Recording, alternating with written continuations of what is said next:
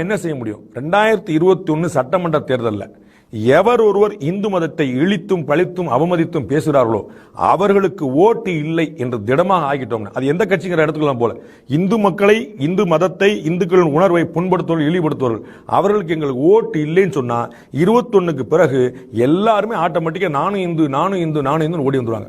ஓட்டு ஒன்றுதான் அத்தனையும் மாற்றணும். ஏற்கனவே சொன்னேன், 2014 எதுக்காக திருமாவளவன் நிலைப்பாட்டை மாட்டினார், 2004 எதுக்காக ஜெயலலிதா நிலைப்பாட்டை மாட்டினாங்க. இவ்வளவுதான். ஓட்டு இல்லைன்னு தெரிஞ்சா எல்லாத்தையும் மாத்திடுவாங்க. அப்ப இங்க தெளிவா கொண்டு போய் சேர்க்க வேண்டிய விஷயம், நம்மை புண்படுத்துகிறார்கள், நம்ம புரட்சி பண்ணக்கூடிய ஆட்கள் இல்ல, நம்ம சண்டை போடக்கூடிய ஆட்கள் இல்ல, மறியல் பண்ணக்கூடிய ஆட்கள் பண்ணக்கூடாதுன்னு நான் சொல்வேன். நம்ம அமைதியான தேசம் தான், நாட்டின் வளர்ச்சிக்கு நல்லது. அவன் வேலையை பார்க்க போனதான் முக்கியம். அப்ப நமக்கான ஒரே வாய்ப்பு என்னது? வாக்கு செலுத்துவது.